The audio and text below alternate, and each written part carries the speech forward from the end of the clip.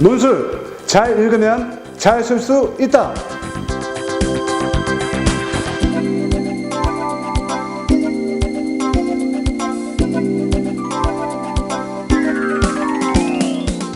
자, 동국대에서 이제 밝힌 논술의 특징인데요. 두 번 따라 보시면 동국대 인문계열 논술은 평이한 수준 나오죠. 밑에 보면 교과서나 EBS에서 주로 선별해서 나온다. 그래서 학생들도 동국대 논술 시험 보면 전부 다 쉬웠다고 해요. 대체로. 자, 그 다음에 밑에 보면 이제 중요한 게 거기 4번 단락에 응용력이라는 말이 나올 거예요. 그 다음 단락에 5번 단락에 이런 말이 나오죠. 동국대 논술의 목표. 미래 사회가 요구하는 융복합적인 인재를 발굴하는데 논술의 특징이 있다. 그럼 논술 시험을 통해서 융복합적인 인재로서의 자질이나 능력이 있는지를 평가한다는 거예요. 그게 뭐냐? 이런 내용이에요. 지식정보화사에서는 지식과 정보를 습득한다든지 암기하는 능력이 필요한 게 아니라 지식정보화사에서는 뭐가 필요해요? 지식과 정보를 수집하는 능력. 그리고 내가 무언가 필요한 문제를 해결하기 위해서 그것을 활용하는 능력이 필요해요. 지금 무슨 얘기예요? 응용 능력이 필요하다는 얘기죠. 이게 동국대 논술의 가장 중요한 특징이에요. 제가 이제 좀 이따 설명하겠지만 좀 쉽게 비유적으로 설명할게요. 여러분들이 학교에서 어떤 과제를 숙제로 받았어요. 유비쿼터스에 대해서 자료 조사해서 발표해봐라. 그럼 여러분들은 일단 인터넷 들어가서 검색창에 뭘 쳐요? 유비쿼터스를 치겠죠. 그럼 거기 검색창에 쭉 자료, 정보들이 떠야 안 떠요? 뜨죠? 그럼 그 자료와 정보 중에 필요한 정보 이런 것들을 자기가 추출해서 자료를 만들어야 안 만들어요? 그거죠. 그게 바로 지식정보사에 필요한 융복합적인 인재라는 거예요. 그럼 이렇게 설명할게요. 동국대 논술은 논제에 키워드가 나와요. 즉 질문이 나와요. 그럼 그 논제의 키워드라든지 질문을 갖다 검색창에 치는 거야. 그럼 거기 관련 정보라든지 자료가 떠야 안 떠요? 뜨는데 그 관련 정보와 자료가 뭐야? 제시문이라는 거예요. 제시문. 그러면 논제에 있는 질문을 해결하기 위해서 제시문을 어떻게 하는 거예요? 참고 자료로 활용하는 게 바로 동국대 논술의 가장 핵심적인 포인트라는 거예요. 좀 쉽게 얘기해서 다른 대학처럼 제시문을 목표 없이 기계적으로 요약하면 안 돼요. 필요한 정보를 거기서 뽑아서 답안을 구성하는 능력이 필요해요. 그걸 뭐라고 한다고? 응용 능력. 제시문 활용 능력이라고 그래요. 그래서 동국대 논술은 제시문을 얼마만큼 능동적으로 잘 활용하느냐. 그게 가장 중요해요. 이따가 채점규칙이 이제 어떻게 나오는지를 보면 여러분들이 깜짝 놀랄 거예요. 동국대에서. 자, 그게 가장 중요하니까 꼭 잊지 마세요. 자, 그 다음에 뒤로 넘어가면 12페이지, 13페이지에 특히 입학처장에 밝힌 동국대 논술의 공략법이 있는데 몇 가지만 좀 점검하고 할게요. 13페이지 보시면요. 거기 2번 단락에 제시문을 읽는 방법을 가르쳐주고 있죠. 자, 제시문 읽는 방법, 뭐부터 확인하래요? 출처를 읽은 후에 제시문의 첫 문장을 읽어라. 근데 출처는 별로 중요하지 않죠. 왜냐면 교과서에서 나오기 때문에 예전에는 뭐 동양, 서양의 고전들이 나왔을 때는 출처를 밝히면 아, 이게 무슨 내용이구나 대충 이해가 됐죠. 근데 요즘엔 동국대는 교과서에서 출제하기 때문에 출처는 중요하지 않아요. 대신에 뭐가 중요해요? 첫 문장, 동그라미. 대부분 첫 문장에 키워드가 있다. 그 다음 마지막 문장을 읽어라. 그 다음 또 하나. 제시문이 3개, 4개가 나오더라도 뭐가 있다? 으뜸 제시문이라는 게 있다.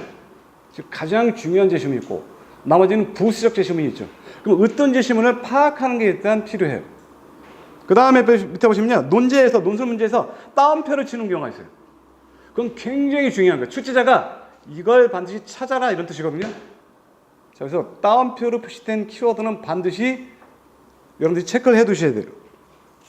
그 다음에 밑에 보면 논제를 먼저 읽어라. 그리고 어떤 제시문이 나왔는지 한번 추론해봐라.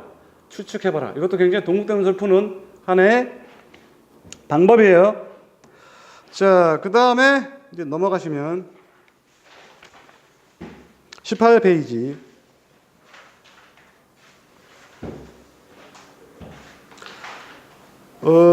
거기 사전 준비해 보시면요. 어떻게 동국대 논술 답안을 쓸 것이냐. 사전 준비에 출제 유형. 자, 철저하게 익힌다. 이거 굉장히 중요하죠. 바로 밑에 채점 기준을 파악한다. 2가지를 기억하세요. 동국대 논술 문제 기출 문제를 통해서 출제 유형들을 파악하시고 특징들을 어느 정도 이해하신 다음에 채점 기준에 맞게 답안을 쓰는 연습을 해야 돼요. 적어도 여러분들이 동국대 시험장 가가지고 답안 쓸 때, 아, 이 동국대에서는 채점 기준이 뭐였지? 이 정도는 머릿속에 떠올려야 돼요. 그게 만약 생각이 안 난 상태로 답안지 쓰면 뭔가 목표가 없는 거예요. 논술 시험은 철저하게 뭐예요? 평가 기준에 맞게 답안을 써서 점수를 받는 거예요. 그러니까 평가 기준, 채점 기준을 모르는 상태에서 답안지 쓴다는 건 굉장히 무의미한 거예요. 이해가 되시죠? 그 다음에 19페이지부터는 동국대 이제 모의연수 문제도 쭉 나오죠. 자, 모의연수 문제 21페이지에 문제 1번을 보시면 문제 한번 볼까요? 문제를 읽는 방법, 논제를 읽는 방법. 재심은 가가 어떻다, 재심은 나가 어떻다 무조건 가로치세요. 문제 1번 2019 모의연수 문제 가에 나타난 가로치시면요. 가로치시면 그 다음에 이제 키워드가 나오죠. 질문, 복지 유형의 개념을 정리하고 서술어가 정리하고죠.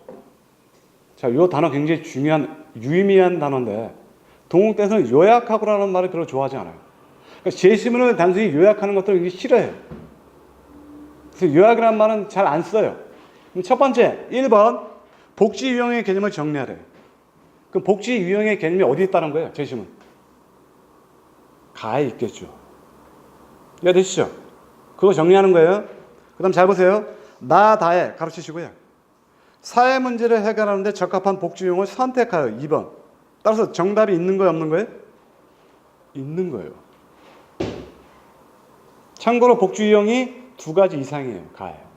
그 중에 적합한 복지 유형이 있다라는 거죠. 출제자가 만들어 놓은 답이 있다라는 거예요.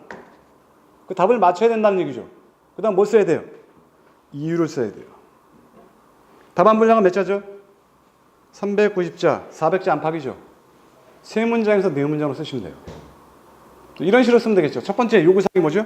복지 유형의 개념을 정리하는 거예요. 한 문장으로 길게 쓰셔도 되죠. 두 번째는 뭘 해야 돼요? 거꾸로 생각합니다. 이유를 먼저 쓰세요. 이유. 나중에 이해하게 돼요. 그 다음 마지막에 뭐예요? 세 번째. 따라서 적합한 복지 유형은 뭐다? 자, 이런 식으로 결론이 도출될 수 있어요. 3문장이죠. 자, 그 다음에 자, 문제 2번. 자, 가나 다에 나타난 가로치시고요. 그럼 이제 질문이 나올 거예요. 세계화에 대한 뭘 쓰라고요? 긍정적인 면과 그 다음 뭐라고요? 부정적인 면은 뭐 하라고요? 요약하라는 말이 나왔죠. 1번. 자, 요약 방법. 제시문의 내용을 그대로 뜯어와서 요약하는 게 아니에요. 자, 동국대 요약의 특징. 아까도 얘기했지만 필요한 정보를 어떻게 하라고요? 추출하라. 자, 기자가 기사문을 쓰듯이. 자, 기자는 기사문을 쓸 때, 자, 신문, 종이신문 같은 경우는 그 면이 어때요? 한정되어 있죠. 그럼 필요한 정보를 많이 집어넣기 위해서 어떤 방법을 써요? 글을 쓸 때? 쉼표죠. 이런 식이에요. 세계의 부정식이면 등이 있고, 세계가 부정식이면 등이 있을 수 있다. 이렇게.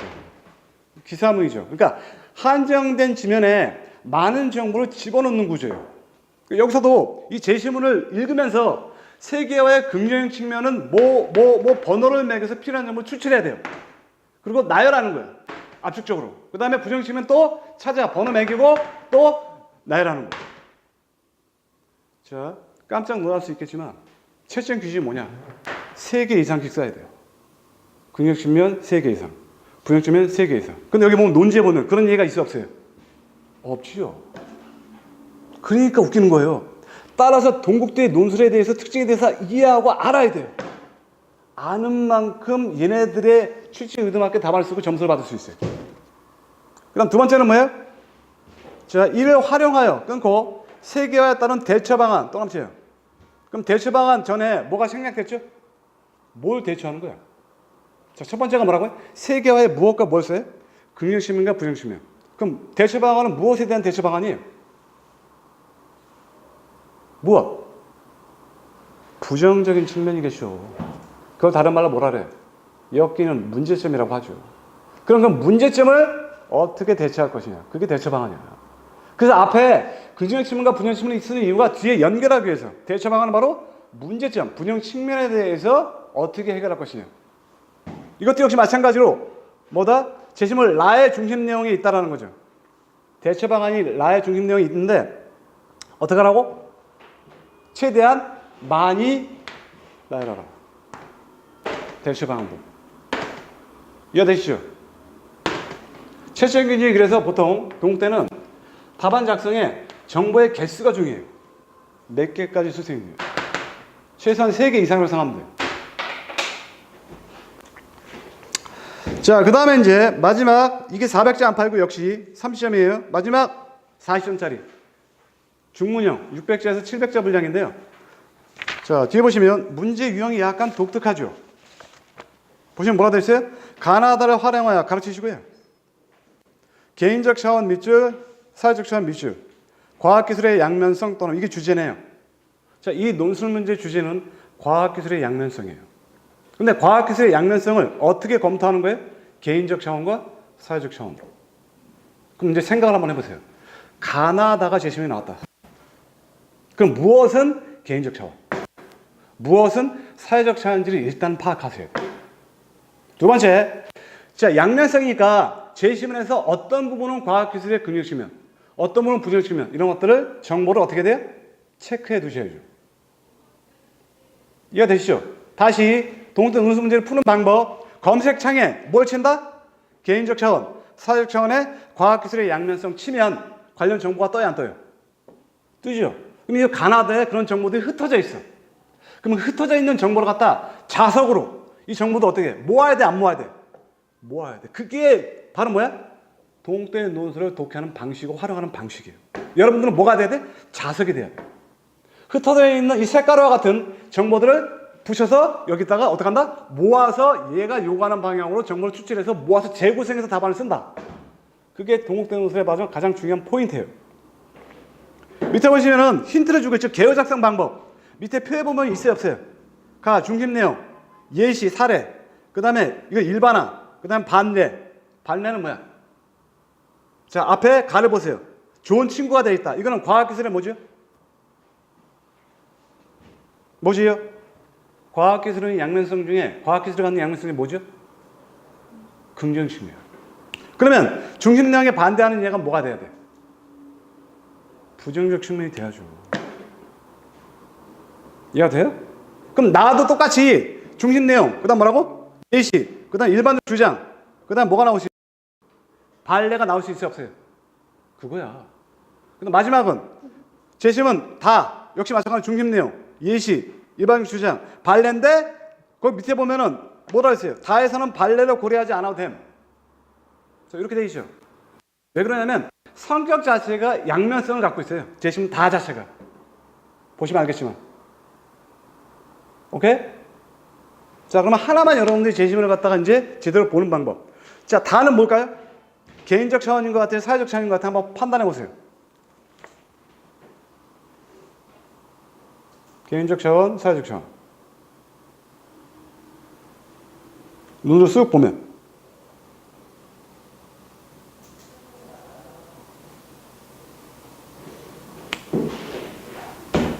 아까 얘기했죠? 입학처장이 재심을 읽는 방법. 뭐라고요?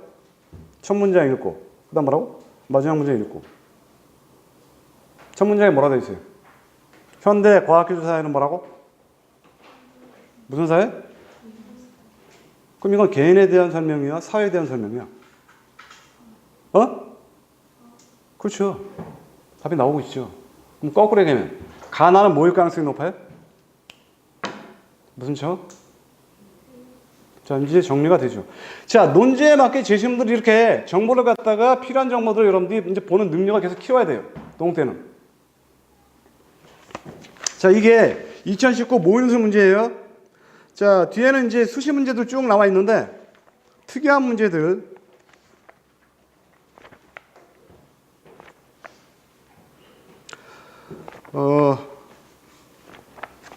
좀 있는데 그거보다 56페이지. 그 다음에 동태 논술 문제 특징이라는 이 프린트문 줬죠, 자료? 요거 일단 정리를 한번 일단 해봅시다. 동태 논술의 특징. 요거하고 교재 페이지는 56페이지. 자, 먼저 동태 논술의 특징. 자, 동국대는 최근에 논술 그 문제 패턴이 좀 바뀌었어요. 과거에 비해서. 한 4, 5년 전부터 바뀌었어요. 그 4, 5년 전에는 동국대가 교과서에서 많이 출제를 안 했어요. 동서양 고전에서 많이 출제를 했었어요, 예전에. 그래서 최신 이론이라든지 이런 것도 굉장히 많이 냈어요. 시사성 있는 주제라든지. 근데 어느 순간 이제 논술에 대해서 이거 고전이라는 너무 어렵지 않느냐 해서 동국대가 자 그렇다면 교과서 그 다음에 EBS 교재 중심으로 지시를 좀 쉽게 내겠다. 이런 식으로 이제 논술 문제 출제 방향을 바꾼 거예요. 그러다 보니까 이제 문제가 생겼어요. 자, 논술 문제는 논술 문제하고 제시문의 결합인데 제시문이 쉬워졌어요. 근데 학생들한테 변별력을 가져야 돼. 그럼 방법은 뭐밖에 없어요? 논제를 꼬는 수밖에 없어요. 즉 논제의 질문을 갖다 단순하게 질문하는 게 아니라 약간 우회적으로 또는 꼬아서 질문하는 방법이라는 거예요. 제시문이 쉬우니까. 그럼 이제 쉽게 얘기해서 뭐야? 논제에서 무엇을 쓰라고 하는지를 모르는 친구들이 이제 생겨나기 시작한다는 거야. 동국대 문제에서. 그럼 뭐야? 엉뚱하게 답을 쓰는 친구들이 나오기 시작한다는 얘기예요. 따라서 동국대 논술은 논제를 돌려서 질문한다. 직접 질문하지 않고. 따라서 논제를 일단 꼼꼼하게 읽을 필요가 있어요. 그래서 무엇을 쓰라는지 정확하게 파악할 필요가 있어요. 이따가 설명하겠지만 굉장히 문제를 어렵게 내거나 약간 무책임하게 내는 경우가 있어요. 자, 그 다음에 거의 1번 보시면요. 동국대 논술의 특징. 새로운 주제 안 나오고요. 기존의 기출 주제를 변형하는 스타일로 계속 반복돼서 나와요. 일종의 변주구역에 계속 동국대에서 과거에 나온 주제를 계속 반복해서 계속 나와요. 자, 그런 패턴이고요. 자, 그리고 변별력을 키우기 위해서 여기 3번에 보시면 논술 문제를 어렵게 만들거나 또는 직접적인 논제 요구사항을 약간 간접적인 형태로 대충 제시하는 경우. 자, 이런 것들이 이제 나타나죠. 예를 들어서 거기 밑에 보면 사례 1번에 2016학년도 인문이 수시 논술에 논제가 이렇게 돼 있어요. 가나다를 참고하여 라의 조이온율의 추이를 설명하시오. 굉장히 막연하게 논술 문제가 됐어요. 무슨 뜻이에요? 조이온율의 추이를 설명하라는 말 자체가 무엇을 쓰라는지 정확하게 얘기를 못했어요. 이 논술 문제는 굉장히 중요해요. 왜 중요하냐? 자, 교재를 보시면요. 59페이지. 거기 나와 있죠. 문제 2번. 가나다를 참고하여 가르치시고요. 라의 조이온율의 추이를 설명하라. 추이라는 말은 다른 말로 변화. 변화라는 얘기예요. 그럼 답은 일단 나왔죠. 변화. 둘 중에 하나예요. 뭐지요? 증가하거나 감소하거나. 그럼 쉽게 해서 이온율이 증가하니 감소하니. 이걸 묻고 있죠. 거기 교재에 라를 보시면 제목을 보세요. 제목이 뭐라 되어 있죠? 58페이지. 한국 사회의 가족 형태의 변화 떠나치고요. 결혼 및 이혼인데 혼인율은 필요 없고요. 이혼율이 있어요. 출발 연도가 몇 년도예요? 1900 몇 년?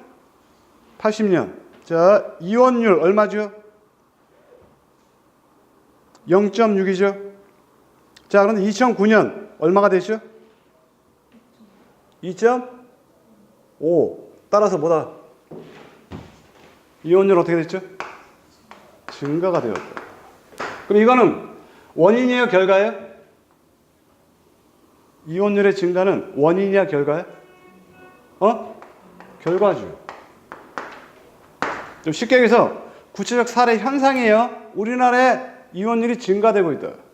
그럼 반드시 뭐가 있어야 돼, 거기? 원인. 이 문제는 그래서 이렇게 내야 돼. 재심은 가나다를 참고하여 재심을 라에 나타난 조이온율의 추이가 나타난 원인을 설명하시오. 그런데 여기 원인이라는 말이 어떻게 됐죠? 생략됐다는 게 중요해요. 따라서 동국대는 무엇을 쓰라고 하는지를 갖다 어떻게 한다? 포괄적으로 질문한다는 거예요. 그럼 이걸 어떻게 파악해야 돼? 재심은 가나다를 읽으면은 의미적 관계를 파악할 수가 있어요. 가장 쉽게 표현할게요. 먼저, 자, 가나다에서 여기 지금 원인이 있는 것인데 이혼율이 증가되는 원인. 그런데 자, 재심은 가나는 뭐야? 언어 자료죠. 재심문이에요. 그런데 재심은 다는 비언어 자료, 도표죠. 그럼 뭘 확인해 봐야 돼? 다부터 읽어야 돼. 도표가 왜 또 나왔을까? 그걸 파악해야 돼. 따라서 잘 봐. 자, 이 문제는 그래서 첫 번째 뭐가 나온다? 다를 통해서 원인을 분석한다. 두 번째는 뭐다? 가하고 나를 통해서 원인을 분석한다. 자, 그러면 자, 다를 통해서 원인 분석하는 거 1차 원인 분석. 가나를 통해서 2차 원인 분석. 자, 이렇게 식으로 되는 거예요. 그래서 가나다가 활용되는 거야. 그러면 제시문 다의 제목을 보세요. 제목이 뭐라 되어 있죠? 도표가 우리나라의 뭐라고? 가족 구조 및 형태의 뭐라고? 변화주의. 그렇다면 항목을 봅시다. 항목. 가족 형태는 우리나라 두 가지네요. 어떤 건 가족과 어떤 가족이에요? 핵가족하고 직계가족이죠. 기타 가족도 있지만 그건 예고. 핵가족하고 직계가족. 그럼 출발 연도 몇 년도죠? 70년. 자, 도착 연도. 오케이. 그렇다면 자, 이제부터 생각해 봅시다. 이혼이라는 것은 어떤 사람들이 가능한 거지? 이혼은 누구 사이에 가능한 거야? 누구 사이에? 가장 쉬운 질문이잖아. 이혼은 누가 할 수 있는 거야? 결혼한 사람만이 할 수 있잖아. 결혼한 사람은 뭐라 그래? 그럼 결국 이혼이 가능하려면 조건이 뭐야? 뭐 해야 돼? 오케이. 그럼 거기 핵가족이 뭐가 돼 있어? 부부 동그라미. 그 다음 또 뭐가 있어? 부부와 미혼자녀. 이 사람들이 이혼하는 거지. 밑에 봐봐.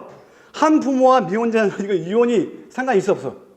이건 결과잖아. 이미 혼자야. 따라서 합쳐볼까요? 자, 먼저 부부와 미혼자녀를 합쳐볼까요? 5.4하고 55.5 합쳐봐. 얼마야? 추가 전도 얼마야? 60.7. 자, 그 다음 2005년.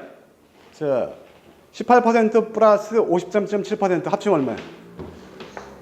71점. 따라서 어떻게 됐어? 자, 그러면 정리해보자. 무엇이 증가하다 됐어? 핵가족이라는 형태가 증가됐네. 답 나왔죠? 1차 원인. 자, 굉장히 재밌어요. 자, 이혼율이 증가하는 이유는 1차 원인이 뭐다? 뭐가 증가했다? 핵가족이 증가했다. 연결되죠? 두 번째. 대신에 직계가족. 직계가족은 뭐죠? 할아버지, 할머니와 같이 사는 거야, 부부가. 손자 입장에서는. 부부 입장에서는 아버지, 엄마 또는 시아버지, 시어머니하고 사는 거예요. 자, 그거 동그라미 쳐봐. 1970년 부부와 양치는 몇 점 몇 %예요? 1.4. 2005년은 감소. 그 다음 부부와 양친과 자녀, 손주, 손녀까지 사는 거죠? 자, 출발연도 얼마예요? 17.4. 도착연도 뺐죠. 그럼 직계가족은 어떻게 됐죠? 직계가족은 어떻게 됐어요? 감소. 됐네. 답이 일단 나왔어. 자, 이혼율이 증가하는 원인은 1차적으로 뭐다? 가족 형태, 변화, 핵가족이 증가됐고, 반면 뭐가 감소했다? 직계가족이. 일단 1차적으로 하나 나왔어. 그럼 여기에서 더 설명을 해야 돼. 왜 이게 이혼율의 증가와 관련이 있는지. 그래서 필요한 정보가 뭐야? 가하고 나라. 그럼 여기서 이제 중요한 포인트. 핵가족과 직계가족이라는 말이 제시문에 그대로 있으면 너무 쉽잖아. 그래서 용어로 바꿨어. 가를 보시면. 가족 형태. 무엇과 무엇이 있다? 첫 번째 줄에 확대가족하고 뭐? 핵가족. 그러면 자, 여기는 직계가족이죠. 그럼 직계가족은 가의 용어로 하면은 뭐가 똑같은 단어예요? 오케이. 핵가족은 똑같죠? 이해가 되시죠? 자, 그렇다면 여기서 이제 가를 통해서 분석해 봅시다. 가를 보시면 자, 두 번째 줄 확대가족은 부부와 기혼의 자녀. 바로 밑에 쳐볼까요? 가족 구성원의 양육과 보호를 함께해요. 할아버지, 할머니가. 별표. 간단하게. 확대가족은 가부장적 질서를 바탕으로 가족 전체에 무엇을 강조한다? 결속과 유대 별표. 요게 대가족 제도의 장점이에요. 이와 달리 핵가족은 뭐라고? 부부 또는 부부와 자녀로 구성되어 있어요. 바로 밑에 핵가족은 누가 중심이야? 가족관계 중심 누구야? 맨 밑에? 부부가 중심이에요. 자, 그 다음 58페이지 이 정도 정리하면 돼요. 자, 근데 나번 보시면 자, 한국의 무슨 가족? 첫 번째 문장에 나오는 거 전통적 가족. 이건 다른 말로 뭐라고 할 수 있다? 직계가족, 확대 가족. 용어를 좀 바꿨죠? 자, 요거 꼭 기억해요. 여러분들이 논술 담았을 때도 동국대라든지 이런 대학에서 제일 강조하는 게 뭐야? 똑같은 단어를 반복하지 마라. 그러면 하나의 단어를 갖다 주면 세 개의 단어로 지금 표현을 바꿨어. 직계가족, 확대가족, 전통가족. 어때? 다 비슷한 단어지만 뜻이 약간씩 다르지? 이렇게 쓰는 거예요. 답안은. 잘 읽으면 답안지를 잘 쓸 수 있어요. 동어 반복하지 않는 거예요. 그럼 봐봐요. 자, 한국의 전통적 가족의 가장 큰 결함이 뭐라고? 비민주성. 바로 밑에. 누구의 권익이 침해를 받아요? 여성 권익과. 그 다음에 젊은이들의 자유가 어떻게 돼요? 그러니까 이건 뭐라고 한다? 비민주성. 이거 딱 하나만 활용하는 거예요. 확대가족. 그 다음 뭐라고? 직계가족의 단점은 뭐다? 비민주성. 그래서 현재 사회는 어떤 사회로 가고 있어? 민주적 사회로 가고 있어, 안 가고 있어? 그러니까 사회 흐름이 맞아, 안 맞아? 그러니까 이게 감사하는 거야, 감사하지 않는 거야? 그 다음 봐봐. 이번 따라. 그러나 요 제시문 읽는 방법 보세요. 첫 번째 단락, 두 번째 단락의 첫 번째 접서가 뭐가 나왔어요? 그러나 나왔다는 것은 첫 번째 단락은 전통가족의 장점, 문제점, 비민주성. 그 다음 단락에 이제 어떤 내용이 나올 거라는 거야? 오케이. 매우 좋은 점. 뭐죠? 나보다는 뭘 더 생각해야 된다. 전통적 가족은. 세 번째 줄에. 누구? 나보다는 누구를 더 먼저 생각한다. 작은 단물이 표시가 되어 있죠. 누구? 우리. 그럼 그 우리가 아까 가에 있는 용어로 바꾸면 뭐가 되는 거예요? 전통가족이라든지 직계가족은 가족 간에 무엇을 강화시킨다? 결속과 유대. 그게 뭐라고? 나보다는 뭐? 우리. 이제 답이 드디어 나오기 시작했어요. 따라서 자, 아까 핵가족이 증가하고 직계가족이 감소했는데 직계가족이 감소하는 과정에서 무엇이? 직계가족의 장점. 나보다는 누구? 우리를 생각한다. 그 다음에 가족 간에 뭘 생각한다? 결속과 유대를 강조한다. 그러면 부부 간에 트러블이 있더라도 아이들을 위해서 또는 유대감을 위해서 어떻게 한다? 참는다, 안 참는다? 그럼 이혼율이 감소해, 안 해? 감소하죠. 근데 직계가족이 지금 감소했으니까 같이 어떻게 되는 거예요? 이제 이 갈등을 갖다가 뭐 어떻게 해? 해결할 수 있는 방법이 있어, 없어? 따라서 이혼율이 어떻게 된다? 증가된다. 할아버지 할머니와 같이 살 때는 할아버지 할머니가 그 이혼을 어떻게 해요? 옆에서 막아요, 안 막아요? 중지 역할을 하죠. 너네들만 생각하지 말고 이 애들을 생각하라 이러면서 말려, 안 말려? 말리죠. 근데 그게 지금 없어지고 있어. 그러니까 이혼율이 어떻게 되는 거예요? 증가되는 거죠. 그리고 반대로 핵가족이 증가된다는 것은 가족관계 중심이 누구야? 부부죠. 그럼 부부 사이에 트러블이 벌어졌어. 그럼 어떻게 되는 거예요? 넌 내 길 가, 난 내 길 가. 이렇게 되는 거죠. 그래서 이혼율이 어떻게 돼? 증가되고 있다는 거예요. 됐어요? 그러니까 1차 분석은 아까 도표를 통해서 설명이 됐고요. 여기다 살을 붙이는 구조가 바로 가나야. 바로 뭐다? 직계가족과 확대가족의 장점들이 사라지고 있다. 그래서 이혼율이 증가되고 있다. 요것이요. 이게 중요한 포인트가 뭐냐면 우리가 여기 아까 중요한 포인트 동국대에서 항상 이걸 생각해. 균형 잡힌 시각, 양면성을 고려해라. 전통적인 가족 구조, 직계가족, 확대가족이 나쁜 것만 있는 건 아니다. 비민주성이 있다 하더라도 거기에 뭐가 있다? 이런 장점들이 있다는 거예요. 가족 간의 결속과 유대. 오케이? 그러니까 이런 부분도 우리가 균형 있게 좀 봐야 된다. 이게 동국대 출제 의도라는 거예요. 자, 여기까지 정리가 됐죠. 동국대 논술 문제는 자, 질문을 어떻게 한다? 직접적으로 쉽게 하지 않고 약간 어떻게 한다? 우회적으로 꼰다든지 이렇게 해서 학생들이 무엇을 쓰라는지 정확하게 파악하지 못하게 이렇게. 왜? 재시문이 쉽기 때문에.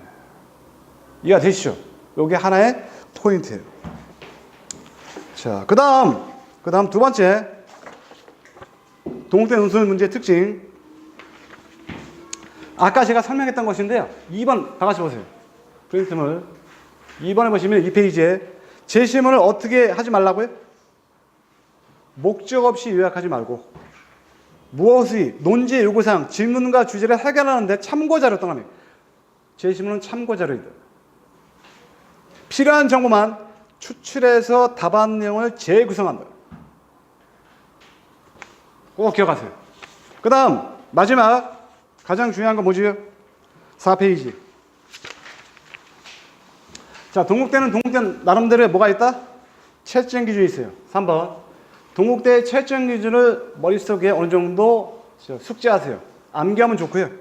실제 시험장에서 논제별로 문제 1번, 문제 2번, 문제 3번 풀 때 이거는 채점 기준이 모일 것이다 라고 생각하면서 여기에 맞게 답안을 작성하는 연습을 하면 굉장히 좋은 연습을 받을 거예요. 이해되시죠? 이 정도 꼭 기억하시면 되겠습니다.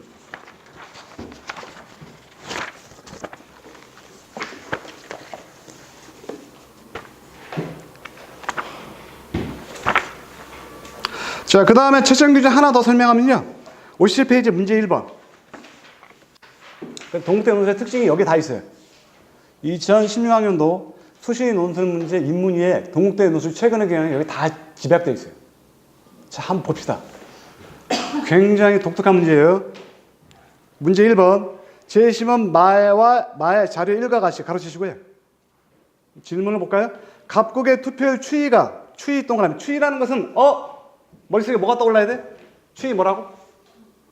변화. 그럼 도표에 뭐하고 뭐가 있다? 증가 아니면 감소. 머릿속에 일단 연상이 되겠죠? 자, 추이가 계속 진행되는 경우에 가로치세요. 제시문 가에서 라를 참고하여. 참고 자료예요. 질문. 갑국의 정치 과정에서 나타날 수 있는 현상을 서술하시오. 요거예요. 자, 물음표를 찍어보세요. 갑국의 정치 과정에서 나타나는 현상하고 물음표 찍어보세요. 현상이 뭐니? 다른 말로 뭐죠? 이제 나중에 보면 알겠지만 문제점. 그럼 머릿속에 채점 기준이 떠올라야 돼요. 채점 기준은 뭐라고? 아까 나왔네. 뭐라고? 정보의 뭐라고? 개수. 문제점이면 문제점을 몇 개를 압축적으로 제시할 것이에요. 그럼 한번 확인해 봅시다. 자, 아까 얘기했죠? 제시문을 그대로 읽으면 안 되고요. 논지에 맞게 변형해서 읽어야 돼, 안 읽어야 돼?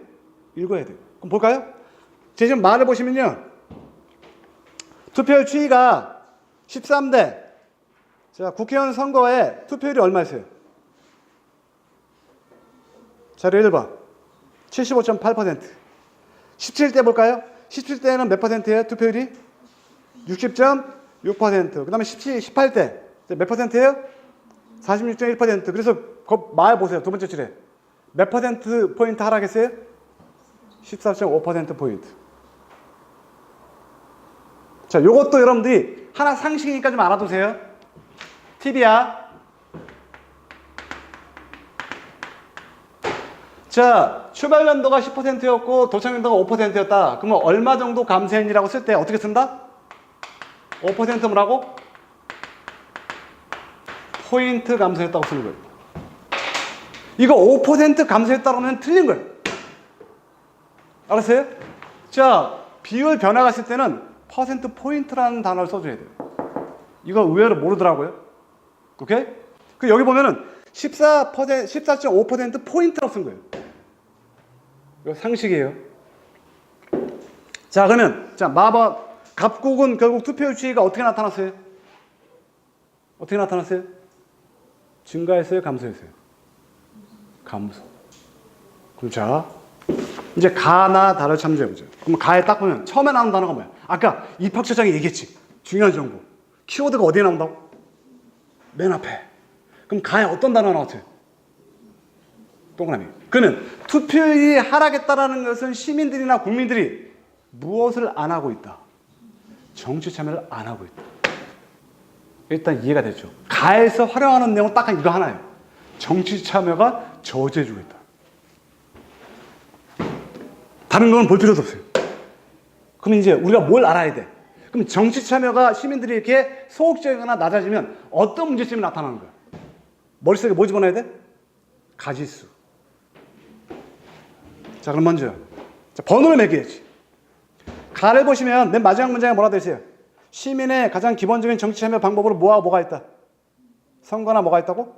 투표. 답 나왔죠? 일단 투표야. 투표율. 그다음 나번 보세요. 첫 번째 문장 보세요. 시민 대다수가 정치 과정에 참여하지 않는다면, 다른 말로 바꿔볼까요? 뭘 하지 않는다면? 투표에 참여하지 않는다면. 저는 투표율이 하락한다면, 감소한다면. 나왔네요? 어떤 일이 발생해요? 두 번째 문장에 나왔네요? 뭐라고? 1번. 소수 의견 또는 소수의 표를 받는 누가 생겨요? 대표자가 선출된다. 그러니까 시민 대다수가 투표에 참여한 게 아니라 몇몇 사람만 투표에 참여했으면 국민 전체 중에 소수의 표를 통해서 대표자가 선출돼야 안 돼요? 되지요. 그럼 어떤 문제가 생겨요? 제시문 나의 밑에 두 번째 줄. 무엇이 문제가 된다? 무엇?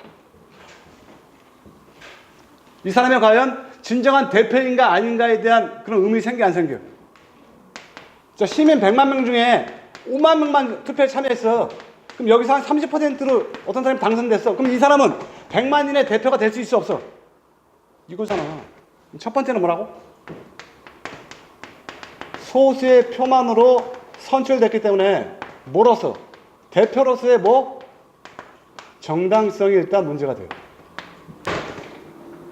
자, 하나 나왔어요. 다음 두 번째. 자, 쉬워요. 세 번째 줄. 실제로 정부가 시민의 의사에 반하는 정책, 동그라미 줄. 그 다음에 책임을 묻기 어렵다, 밑줄. 그럼 두 번째는 뭐야? 자, 사람들이 투표에 참여하지 않으면 이 사람이 잘하는 사람은 어떻게 돼? 공약대로 잘 실천하는 사람은 어떻게 할 수 있어? 재신임할 수 있고, 그렇죠? 또는 잘 못하는 사람은 어떻게 할 수 있어? 거기 나왔죠? 네 번째 줄. 책임을 묻기 어려워요. 투표를 통해서. 이게 투표의 가장 중요한 역할이야. 잘하는 사람은 또 뽑아주고 못하는 사람은 떨어뜨려주고 낙선시켜주고. 이해가 돼요? 이걸 통해서 무엇을 권력을 갖다가 어떻게 한다? 계속 통제할 수 있다는 거야. 시민이.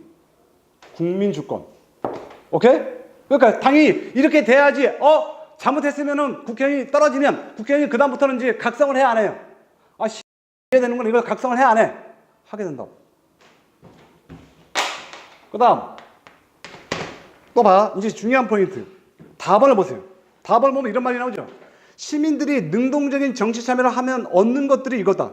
그럼 능동적인 정치 참여는 거꾸로야. 투표를 많이 하면 그러면 어떻게 읽어야 돼? 이거? 거꾸로 읽어야지. 이걸 그대로 읽으면 안 되지. 거꾸로.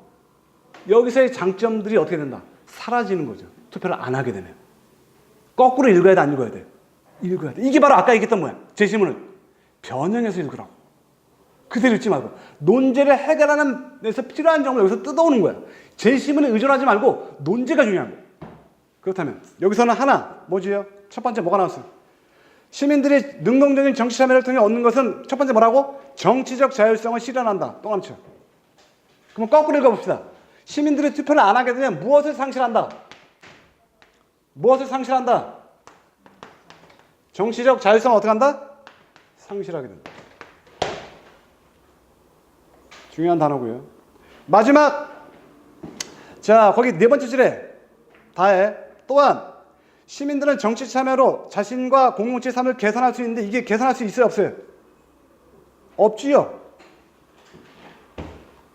자, 시민들의 의사가 반영 안 돼요. 어디에? 정책에. 몇 가지 나왔어요? 몇 가지? 네 가지. 됐어요? 자, 그럼 분량이 모자라잖아. 그럼 첫 번째 뭐 써죠? 도입. 자, 소수만 투표에 참여하더라도 합법적으로 당선되면 이거 합법적인 거예요. 하지만 이렇게 되는 거예요. 이제 문제점. 그 다음 이제 마지막 라를 보세요. 라를 보면 제시문은 이상하게 뜯어왔죠. 처음에 접속어 뭐가 나왔어요? 그러나. 밑줄 쳐볼까요? 무조건적인 참여의 확대가. 다른 말로 바꿔봅시다. 투표율이 높다고 해서 뭐라고? 항상 민주주의를 발전시키는 건 아니다. 그럼 거꾸로 한번 읽어봅시다. 거꾸로. 뭐라고? but. 그러나 이처럼 투표율이 어떻다고? 낮다고 해서 민주주의 수준이 어떻다? 하락했다고 단정할 수는 없다. 양면성이에요. 문제점도 있지만 투표율이 참여가 저조되는 문제점이 있지만 뭐다? 투표율이 무조건 하락했다고 해서 무조건 그 사회에 민주주의 수준이 굉장히 낮다라고 단정할 수는 없다라는 거예요. 왜 그런지 알아? 선진국들의 투표율이 낮거든 대체로.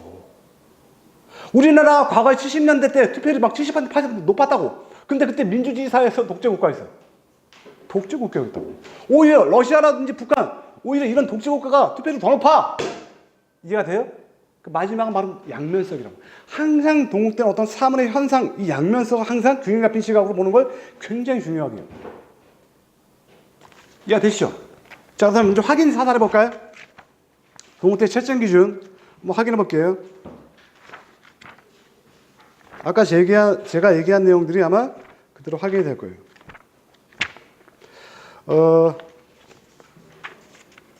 126페이지입니다. 126페이지. 자, 126페이지 모범 답안 유진이가 읽어보세요. 선거에서 낮은 투표율을 당선된 경우라도 합법적 절차에 따라 선출되었으면 대표자로 인정된다. 이게 도입이에요. 이건 채점 기준은 없어요. 분량 채우는 거예요. 그러니까 1번 문장은 그대로 안 써도 돼요. 그 다음 그러나 투표율이 낮은 경우 당선인은 유권자로부터 소수의 지지밖에 받지 못했다는 점에서 정치적 대표성과 정당성은 낮아질 수밖에 없다. 동그라미 첫 번째 나왔어요. 대표성의 정당성이 문제가 된다. 그 다음 또한 선거를 통해 대표자를 재신임하거나 책임을 물어 권력을 통제할 기능도 하락할 것이다. 거기까지. 두 번째죠. 재신임하거나 책임을 물어서 이 사람들은 권력을 통제할 수 없다. 그 다음 유권자의 다양한 의사가 정치 과정에 제대로 반영되지 않을 수도 있다. 정책에 반영되지 않는다. 3번. 세 번째고요. 그 다음 이 밖에 다수의 유권자가 선거에 참여하여 주권자임을 확인하지 못하기 때문에 주권의식의 실현도 낮아질 것이다. 즉 여기서 정치적 자율성의 실현이 낮아진다. 몇 가지 나왔어요? 네 가지. 그 다음 마지막 문장이 뭐죠? 그 다음 그러나 투표율이 하락한다고 하여 시민의 민주정치 수준이 하락한다고 동정지을 수가 없다. 아까 재심을 나에서는 딱 한 문장 약간 역으로 약간 뜬 거예요. 그러면 오른쪽에 보시면 위에 보시면 채점 기준 나오죠. 그렇죠? 위에 뭐라 되어 있어요? 우수답안은 1번, 2번, 3번, 4번, 5번. 거기 보면 1번에서 4번까지 묶어주시고요. 우수답안. 이게 뭐예요? 문제점. 그 다음 5번은 뭐죠? 투표율 하락과 그 사회의 민주주의 수준을 갖다가 곧바로 연결시켜서 단정할 수는 없다. 5가지죠. 그럼 위에 보세요. 채점 기준, 평가 기준은 상중한데 상에 S가 있어요. S는 뭐죠? 밑에 1, 2, 3, 4, 5를 다 포함하는 거예요. 자, 일단 4가지 문제점과 마지막 요거 하나 쓰면 5가지죠. 이걸 다 쓰면 뭐가 되는 거예요? S 스페셜 95점에서 100점 사이에요. 그 다음에 거기 A는 뭐예요? 90점이에요. 90점. 뭐지요? 4가지만 쓴 거예요. 이 4가지 중에 하나를 빼먹은 거예요. 그 다음에 중은 뭐죠? 3가지만 쓴 거예요. 그 다음에 하는 뭐죠? 2가지 미만. 어때요? 동원칙 채점 기준. 가지수에 따라서 제대로 이걸 많이 썼느냐 안 썼느냐가 채점 기준의 가장 중요한 포인트라는 얘기죠. 따라서 정보를 얼마만큼 개수에 맞게 추출을 잘해서 압축적으로 분량에 맞게 쓰는지가 굉장히 중요하다는 거예요. 이해가 되시죠? 이 정도 여러분들 이해했으면 이제 동국대 논술의 핵심에 대해서 이해하신 거예요.